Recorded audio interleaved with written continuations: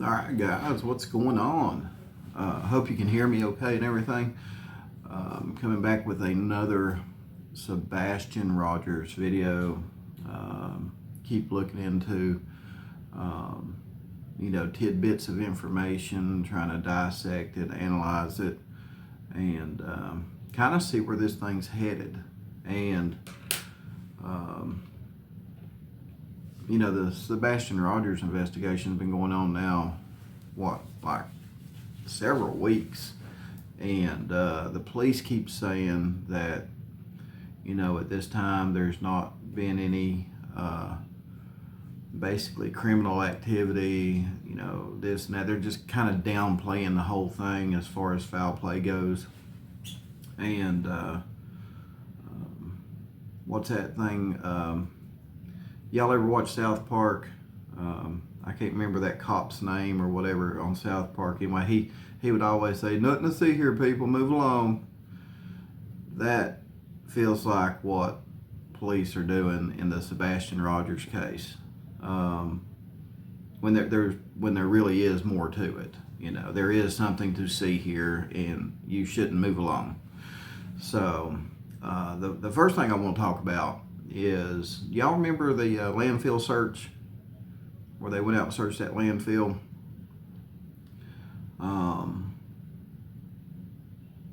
I got to thinking about that, and come to find out they'd done a search warrant to search the landfill. And me knowing what I know, I thought, well, a judge had to sign off on that search warrant to search that landfill. And for a judge to sign off on a search warrant, I thought, wait a minute, let me look this up just to make sure I'm right. So, in order to serve a search warrant, and remember, the police are saying, nothing to see here, people, move along, nothing to see here. There's no crime here. Let me read you something.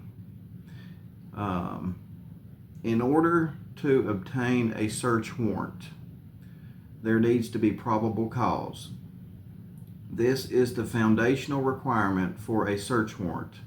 It implies that there is a reasonable basis supported by facts and circumstances to believe a crime has been committed, and that evidence pertinent to the crime is likely to be found in the place specified in the warrant.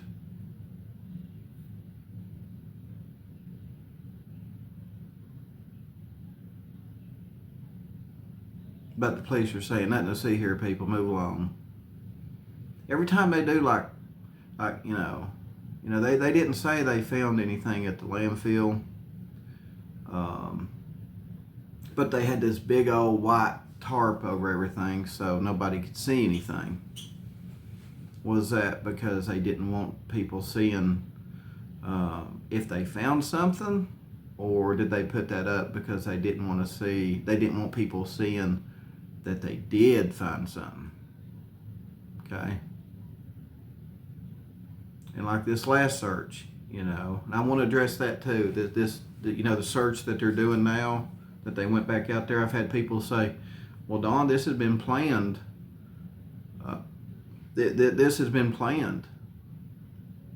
Well, I know it's been planned, but what if they came across some evidence or some information which led them to say, okay, we need to get people together and we'll go do this, next week. But first off, we need to get a bunch of people together. We need to pick out on a map, where to search. Just because it was a planned search and they don't expect to find anything, don't mean shit, okay? I'm telling you guys, with everything coming out in the Sebastian Rogers investigation here, there's been some pretty bad stuff come out, okay? And like within the last 24 hours, some pretty bad stuff's come out again on Chris and Katie. Okay. So again, I just wanted to, analyzing everything. I feel like the police are really downplaying the investigation, and the reason I think that is so that they don't tip off the suspects. They don't want the suspects knowing, hey, we're getting close, right? We're getting close. Which is understandable. It's understandable. I mean, I don't blame them, but I do have a feeling that whoever is responsible for Sebastian's disappearance, I think they're getting nervous, guys. I think with everything going, I know the police are trying to downplay all this, but we're not stupid. And the suspects probably ain't stupid either. And, everybody's kind of getting an uneasy feeling with what all's going on. I know the police are trying to downplay it, but again, I think we're seeing through, we're reading between the lines, and I think the suspects are too. So, I just wanted to bring this to you, ask you guys, what do you think? Do you think I'm onto something with the police downplaying everything? Do you think I'm onto something with them executing a search warrant on that landfill? And more than likely, again, it says here that in order to execute a search warrant, they have to have, something that supports the facts and the circumstances to believe that a crime has been committed, right? And that evidence pertinent to the crime is likely to be found in the place specified by the warrant. So, guys, the police found evidence. Again, it says evidence pertinent to the crime is likely to be found in the place specified in the warrant. So the police must have found evidence pertinent to Sebastian's investigation where they had a judge sign off on the search warrant to execute that search warrant at that landfill.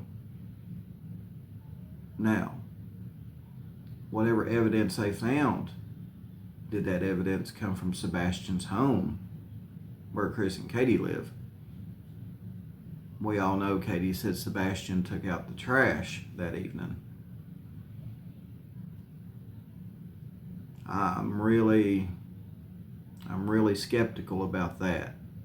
He may have, but with all this going on, what were they looking for in that landfill? What evidence pertinent to the crime? And again, what crime are we looking at here, guys? I know police are trying to downplay this, but they're doing a sucky job at it, right? We can all read between the lines here. What were, pertinent to the crime that would likely be found in the place specified in the search warrant? What were they looking for at that landfill?